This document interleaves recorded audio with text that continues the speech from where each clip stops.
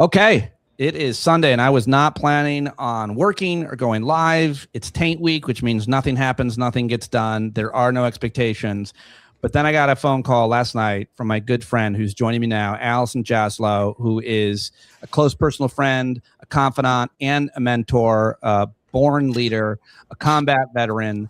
And she's running for Congress, she told me. And I said, well, then I'm not working. I'm going to work, whatever that means. I want to go live with you, and I want to try to raise money live and with the podcast because you are running in North Carolina's 3rd District. You've just announced. I am blown away and so excited. I'm excited for the people of North Carolina's 3rd District. I'm excited for you, and I'm so happy to have you here. Congrats on your announcement. This is a big deal. You're one of my favorite people, and I'm so excited to talk to you today, Allison.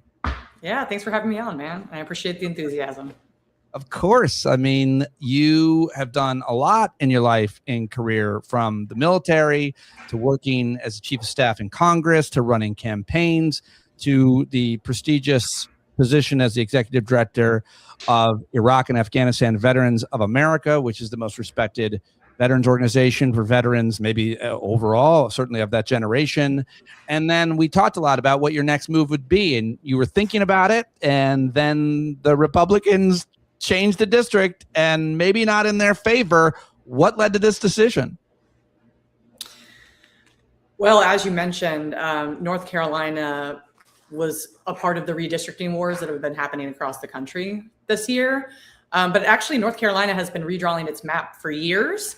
And so there wasn't really any more gerrymandering to be done, but they went ahead and redrew the maps to try and target a Democratic member of Congress, and inadvertently made one of their own members much more vulnerable. And in a year where you're seeing Democrats overperform, now that we're actually having elections, it is a very winnable seat. If we have the right candidate in the race who runs a strong professional campaign, it's a real pickup opportunity for Democrats in North Carolina this year. And the primary is, you got to get through this first, and it is in March. Is that right? Correct. March 3rd. March 3rd, not a lot of time to campaign and to raise money. And so it's a tight turnaround. It's like 8 weeks. Yes. Early voting starts the middle of February. So wow. And right now there's only one other candidate announced. I'm not even talking about that person because I'm fully in the tank for Allison Jaslow. I got to admit, normally I try to stay objective and so on, but I mean, I can't with our history, with our friendship. I'm fully in the tank and supporting you. And I hope people will go to AllisonJaslowForCongress.com, learn more, and consider a donation if you're listening to this, because Allison is the best. Why?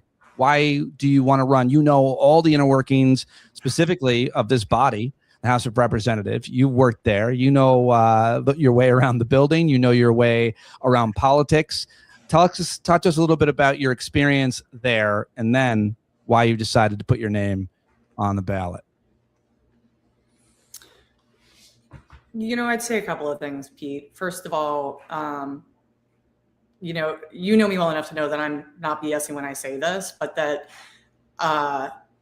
at a time where people are saying, like, where are our leaders, where are our leaders, where are our leaders? It's not like me to be a part of the chorus, but to find my way to step up and lead. And, you know, I'm actually grateful for the opportunity to be able to do so now that, you know, the seat looks so winnable. And to your point, you know, I have a lot of experience in the political world. So I know all too well some of the undesirable aspects of this process, but I also know that it turns away really good people of character. And I think one of the reasons why Congress is where it is right now is because not enough good people who are tough and willing to put themselves through this process are willing to step up. But if more of us do, then Americans will have the leadership that they deserve in Washington. That's a great, absolutely honest explanation too, because I think that things are getting dirtier and filthier and harder, especially to raise money. You have to have, you know, how do you go run for Congress, which is a full-time job, put your name on the ballot, and also still pay your mortgage or rent or your health insurance? It's close to impossible. And not to mention the fact that if you do decide to run, you're getting attacked from all sides and everybody you know and love. It's a scary thing to do, to run for any office now more than ever in our lifetime. I think that's fair to say. So why do you want to do it specifically? What are the issues in North Carolina or for the country that you're most concerned about that you think you can make a difference on in the House? Well, to your point about barriers to even being a candidate, Yeah.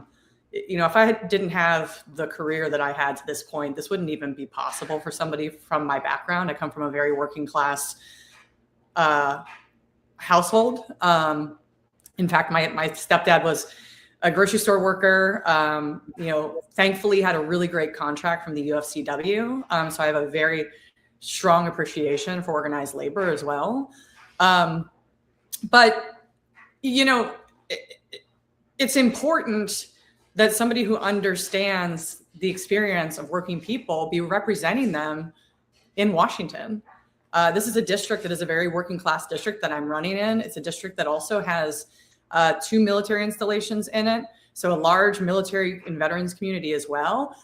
And they deserve a seat at the table as well. And so, it was very rewarding for me, as you mentioned before, to be CEO of Iraq and Afghanistan Veterans of America, where I was able to testify before Congress and try to give us a seat at a table in that way. And I think this allows me to take that service to the next level. Talk to us a little bit about your former life, your resume.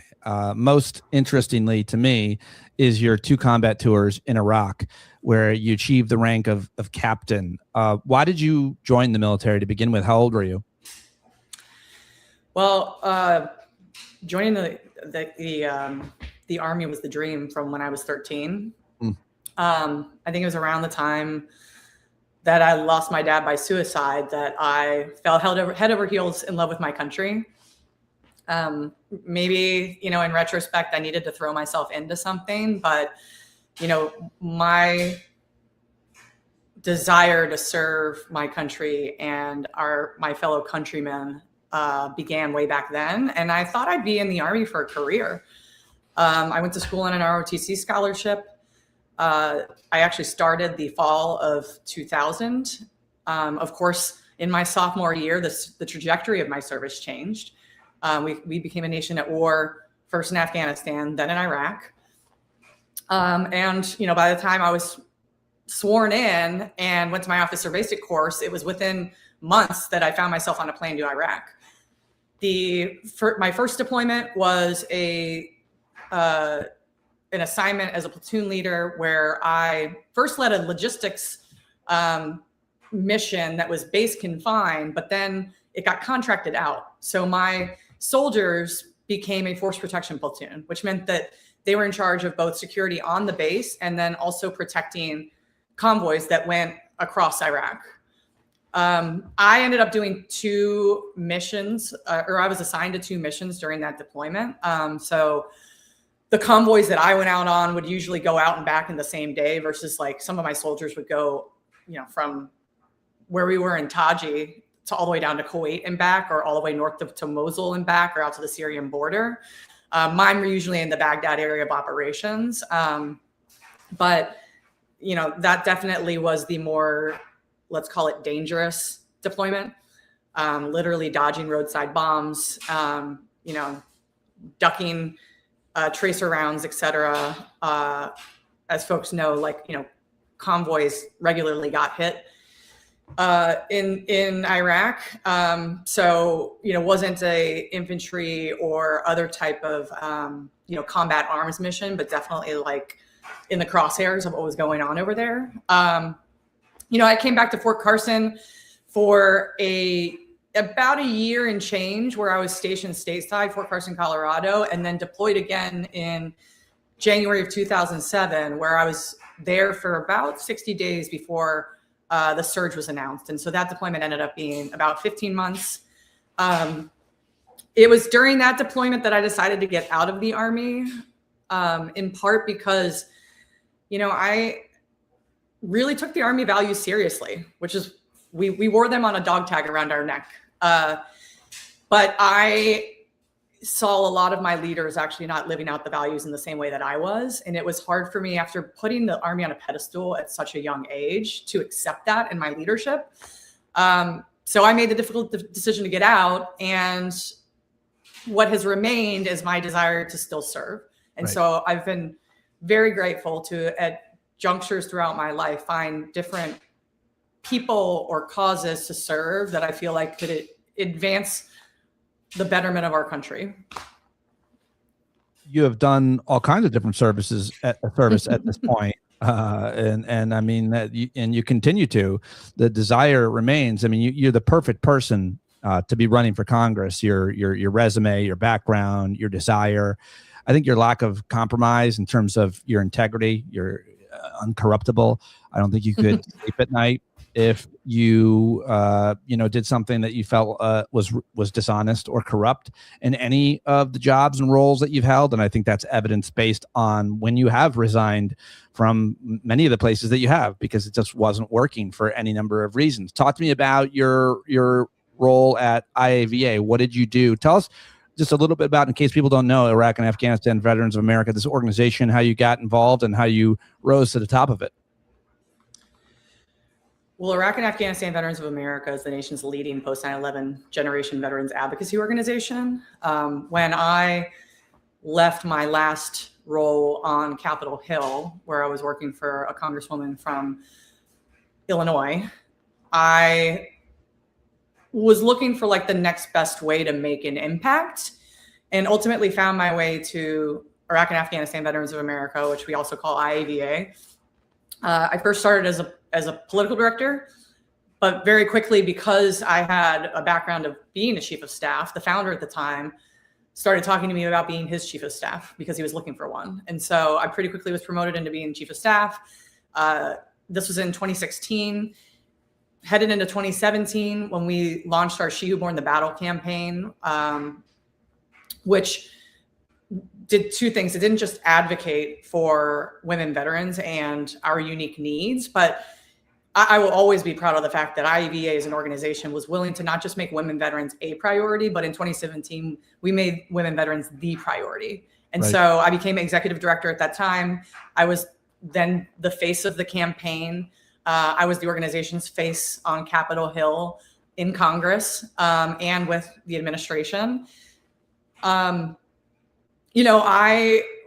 left the organization in 2018, but it was a great privilege to return in 2023 to be the CEO. Though I was executive director before, I was still the number 2 of the founder. This time I was the head honcho, and it was really rewarding to allow the organization to make a huge impact, not just during my tenure as CEO, but especially throughout the transition of the current administration. I did a lot of advocacy around what we should want in a Secretary of Defense and or what would be really concerning about a Secretary of Defense. In fact, I tried very hard to get the media to focus on things that I thought were most consequential in Pete Hex's background versus some of the things that they were drawn to. He, of course, is Secretary of Defense now. So we're living in a world where he is providing not so great leadership for our military, unfortunately. But it was very rewarding to lead the organization during that time, to also, help people understand, as we were booting out service members who were qualified to serve, why we wouldn't want to do that in the age of the all-volunteer force, right. Among other things. And then, twice while I was back at the organization, I also got to testify before Congress again. And I hope our members would say that I really brought it, that I really channeled our generation of veterans and made those 5 minutes matter before Congress. And unfortunately, when I did so earlier this year, the incumbent member of Congress, who I'll be running against this fall, who sits on the committee, didn't even care to show up. Right. So talking about the current incumbent whose seat you're running, he's in the seat, North Carolina's third. His name is Greg Murphy. He's a physician. He's a urologist, which we won't make any jokes. But you could certainly talk about his record and what he has done, not done, shown up for, not shown up for. What do you want to say about him other than, he didn't show up for a committee that he's on? He's supposed to be there when you were testifying as the head of the premier veterans organization of our generation. He was absent that day. Yeah, I mean, not only do I think that voters should consider kicking out somebody who can't even show up and literally do their job in the most basic sense, but they should consider hiring somebody who does. You know, I have a track record of showing up for a lot of people and also for the constituents I'm supposed to represent. Right. You know, just until earlier this year, it was representing 425,000 members and supporters, and also, you know, millions of post 9/11 generation veterans. And I will continue to do that if I'm elected to Congress, but also show up better than those who are in power right now are showing up for working people. You know, I know what it's like to live on the edge, and the cost of living is crushing people right now. They are also getting either kicked off of their healthcare, or their healthcare costs are going up because of such failed leadership in Washington right now. And so I plan to every day wake up and show up for not just, you know, the military and veterans community, as I have done for so many years, but also for working people everywhere who deserve better representation in Washington than they're getting right now. Is there, I have no doubt about that, knowing you, of course, I can't imagine anybody working harder than you and having more clarity, moral clarity than you on the job that is obviously lacking for any Republican in Congress, including Dr. Greg Murphy in North Carolina. You know what has blown me away as it relates to those in Congress right now? Go ahead. And this, you know, I think you see this even on the Democratic side in some instances, but I had more courage when I was 22, when I got on a plane and was shipped off to war, than most members of Congress have today. And given the times that we're in, it's pretty fucking pathetic. I think there's a motivation for that. And I think that that's where it begins. Of course, it's about courage, but it has to start with the incentive for why you're there in the first place, right? Like, fair. I mean, the courage comes with the incentive and the motivation to be there. You decided to join the Army. You were shipped off to war. You did your duty in combat. And that's nothing compares to that in terms of, you know, the kind of courage you're stepping into a war where what are these guys, what are congressmen scared of? I mean, it's losing their seat. Obviously things are scarier now than they've ever been. The threats to people's lives, there's no doubt there's more concern about that, but I don't think that's necessarily what you're criticizing in terms of courage lacking with many in Congress now. It's not that they're concerned about their personal safety or the safety of their family.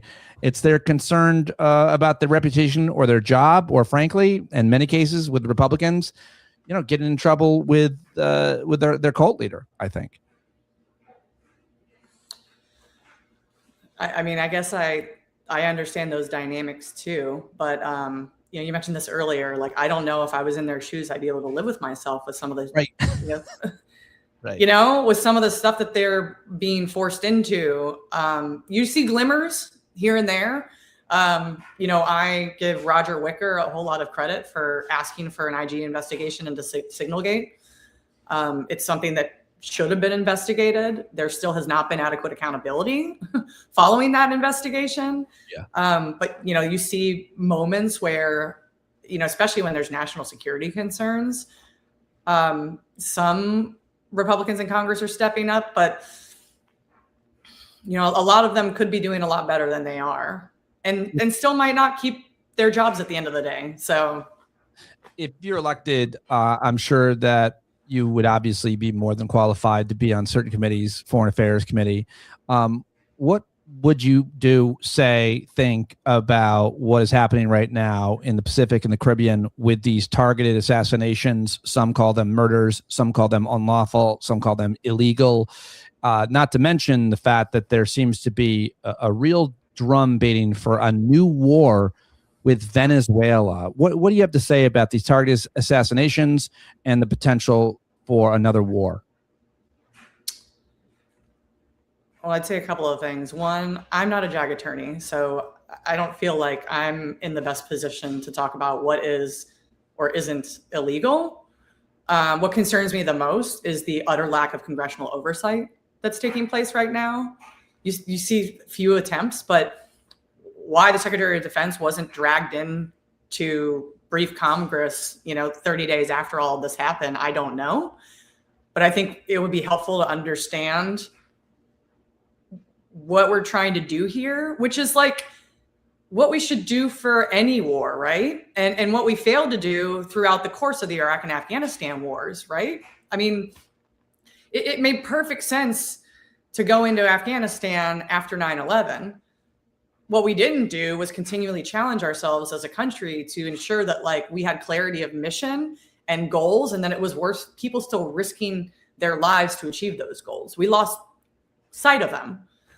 And I would hope that should we consider going into another conflict of some sort, that we would go through the same process.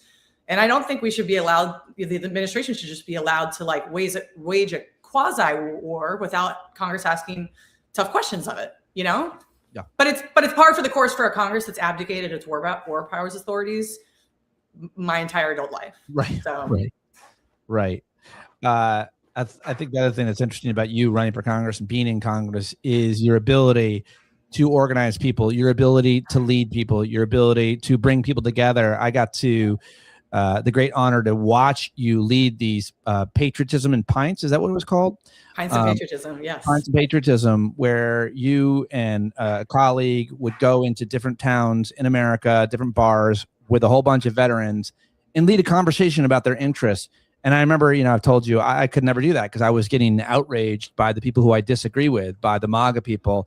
But you were so calm, you were so open, and those qualities are what allowed the conversation to occur to begin with, and allowed for people to feel heard and for there to be growth. I would have struggled with that, but you didn't. You did a great job at it. I think those are qualities that are desperately needed that you would bring to Congress. Tell me more about how you would see yourself as a congressperson, Allison. What do you think who would you be in there? Well, to your point, I'm not afraid to have conversations with people who I don't necessarily agree with. Pints and Patriotism brought together veterans from across the political spectrum. And we would sometimes have heated conversations, but they remain civil.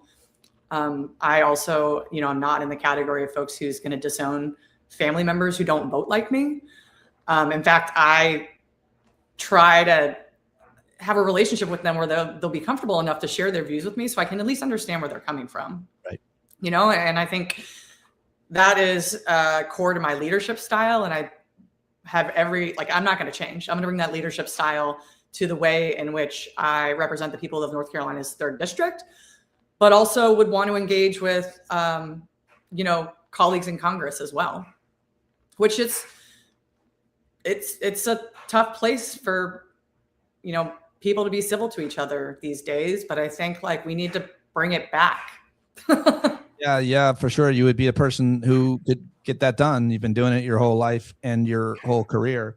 Well, you have to. I mean, you can't, when you lead troops, you can't write off certain troops because they have different political views or they come from a different part of the country of you or whatever else. It's just not possible. You can't fulfill your mission if you do that, And so I think, honestly, I wish there were more veterans in Congress because they've understood and had to do that and can tap into that muscle memory, because it feels like a quality that's missing from Congress right now, but that, is sorely needed in my view. Where do you feel like you put yourself? How do you think you'll try to identify yourself to the voters in North Carolina's 3rd District, the fighting third, as Stephen Colbert would have called it on the old show? In terms of, does it matter where you are on the spectrum politically? Do you consider yourself progressive or moderate? I hate those labels, but they're shorthand and they help, in this case, voters figure out where you're at. I always want people to talk about issues. Well, where are you on healthcare, education, anything, cost of living, the environment, elder care? There's so many really important issues that affect people, and they hear certain things and decide who you are politically. Who are you politically? How do you identify that way? Obviously, you're running as a Democrat. Yes, but I, personally am a more moderate Democrat than many other Democrats. And we should want a moderate Democrat running in a seat like this too, if we want to be able to win it. Mm-hmm. But yeah, that's just, I think everybody responds to their lived experience differently. That's right. But that's, that me being a Democrat has everything to do with how I know Democratic policies played a role in my life. I tell people all the time, my grandfather used to tell me growing up, if you care about our military and our national security, you need to vote Republican. And so when I was in high school, I thought I should be a Republican. But when I got to college and I realized that the role that public schools played in my life, and that it was, because my mom, like, one of the smartest things she did for us growing up was like move us into a good school district. And like, I don't know what my life would be like if I didn't go to high quality public schools growing up. And I also, I got Social Security when my dad died. So I don't know if people know this, but the Social Security helps out retirees, but there's also a survivor benefit. So when my dad passed away, my family got checks for all three of my sisters. And we went from my alcoholic dad not paying child support to getting his Social Security, which, like, I didn't have to be looking at the checkbook, but I could tell the difference that made in our working class families' lives. Right. And it was Democrats who, advocated for Social Security, which is still the greatest anti-poverty program in our nation's history. Right. And then I mentioned this before, my stepdad, who's always been a wage worker, he worked at a grocery store when I was growing up, but he was represented by the UFCW and had a really good contract. So we had incredible healthcare through Kaiser Permanente, and also had he had a good wage. So, like, not just for every day, but also for when he had to do overtime, which sometimes he would choose to do overtime. Sometimes he'd get forced into doing overtime. But I just know, first of all, that many other workers after him had worse and worse contracts. But, if it wasn't for the UFCW and their ability to negotiate on his behalf, I just don't know what my upbringing would have been like. And, because even then we still kind of lived on the edge, So anyway, as a matter of integrity, I became a Democrat when I was in college. And, and that's just, I couldn't unsee what the role, policies that Democrats played in my life. Right. But also, I live in a world where, there are a lot of hard knocks, and, I have not just a military background, but I understand that the world that we live in is dangerous and whatnot. And so I think that sort of also shapes me as well, and why I'm more moderate maybe than some other Democrats. Personally, I've gotten to know you really well. I've reached out to you several times in kind of crisis after I lost my amazing corporate gig, when my marriage came undone. And you taught me about resilience and helped me through those difficult moments in my life, which I'll always be grateful for. Who are you? Or you mentioned your dad, of course, took his own life. He was an alcoholic. You were, I think, 13? Mm-hmm. Mentioned your stepdad a couple times. Who are the other influences? Like, who made you the person that you are, with this integrity, with this moral clarity, who built this resilience, who stepped into challenges, all kinds of challenges your whole life, including this new one? Is there a person? Is there a mentor? Is there a philosophy, a book, an experience? Is it all of it? I would say, just because of how life transpired, I had no choice but to build resilience. Yeah. And I think one of the things that also shapes me is, it's funny because J.D. Vance's life story is really well known as well. Mm. And something that is, again, a matter of integrity for me is like, I don't know why, given some of the things that happened growing up, or like even later in life, like why I happen to be built the way that I am, and have been able to overcome having multiple adverse childhood experiences as a child. In part because I've like seen it inside my own family too. And so what motivates me is to make things a little bit easier on kids like I once was. Not to like tell everybody else to just figure it out the way that I did, and so, and I think something that also has, shaped me throughout my career is even if I've felt disappointed by leaders, that I have a responsibility to be the leader that I wish I had for others. But, there's a saying, there's actually a fellow vet who wrote this book that says, lead yourself first, So I love that. I love all of it. And you've always wanted to be the change that you want to see. Like that's who you are. It's who you've always been. It's pretty simple, but it's real hard to do because there's a lot of obstacles in the way of that. But you have not been shy about confronting them. I'm so excited for your run. Allison, JaslowForCongress.com. I hope people will go donate 5 or 10 or as much money as they possibly can to this campaign. Unfortunately, you got to raise a lot of money to do all the things that need to get done, to hire campaign staff. You've only got about 8 weeks to do it in. I'll do whatever it takes to keep you out there and promote you and platform you. And I hope people will watch this or listen to this interview and see what I've seen from my friend Allison. I'm just so excited that you're running. And I'm really excited that we've got some amazing candidates that we can truly believe in and who aren't bought and paid for. And you are obviously always been one of those people. I can't believe you're running. I'm still in a little bit of shock because I think it's such a great opportunity for the people of North Carolina's 3rd district, but also all the rest of us to have you in Congress. What else can we do for you? Final ask or word, Allison? Yes, I would say, please donate to my campaign. If you feel like we could use more people like me in Congress, spread the word in other ways. Yep. I will not be upset if word gets out about me and people, not just in North Carolina, but elsewhere, want to see me succeed in this race. And then otherwise, just, send good vibes, because I think that we can win this thing. In fact, I know we can win this thing. Things are just lining up to be able to do that. And I'm really looking forward to teaching North Carolina Republicans a lesson in all of this. Yeah. I'm real excited.